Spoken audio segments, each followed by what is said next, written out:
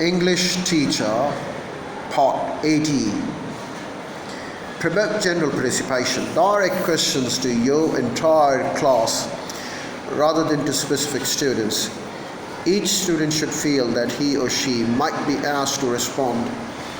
Use eye contact and body language to emphasize this message. Keep the class involved cooperatively by asking students to supplement one another's answers.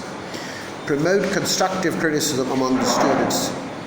Teaching and training them to challenge. Promote constructive criticism among the students. Teaching and training them to challenge the ideas but never permit personal attacks. Well, we have provided you a table here that lists some key words, phrases, and concepts that will help you to frame questions appropriate to each of 6 different levels of thinking: knowledge, comprehension, application, analysis, synthesis, and evaluation. Well, let's talk about the knowledge. Well, you can require recalling or recognizing information, so you can use the words such as recall, list, define, who, or you can use the word what, where, when, how many. And then for the comprehension, you can require describing, paraphrasing, giving examples. So you can use the word describe, summarize, interpret, explain, paraphrase, give an example, identify main idea. And for the application, you can require applying information to a new context using a concept to solve a problem.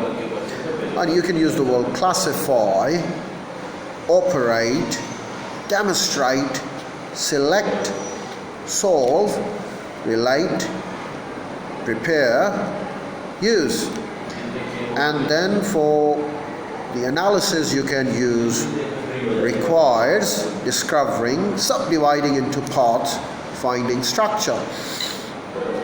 And for them, you can use the word as determine causes, analyze, subdivide, organize, diagram, infer, outline, state reasons. And then for the other ones, well, you can, for synthesis, you can require organizing in a new way into a new whole. You can use the word plan, produce, devise, construct, design, combine, create, or rewrite. And then for the evaluation, you can require judgment based on the criteria such as rationale or standards. And you can use the word decide, determine, criticize, appraise, compare, justify, support, debate, conclude, agree, or disagree.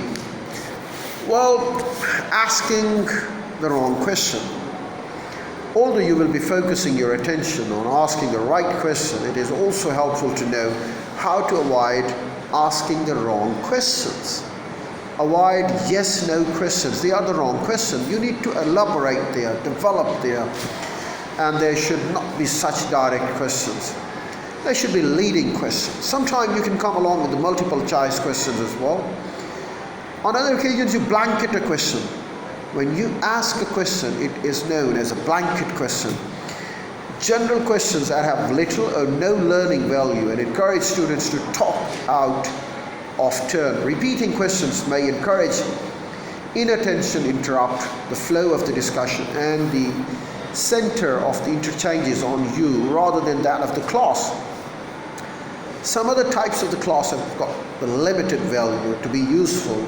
You can find some rhetorical questions. What are those rhetorical questions?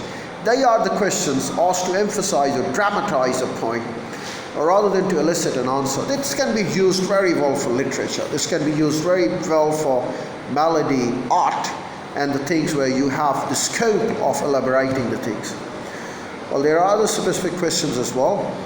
Well, that's all for the day. It's the last video for the morning, and I will be providing you more in the afternoon. That's all for the day. Bye bye, take care. Talk to you next time.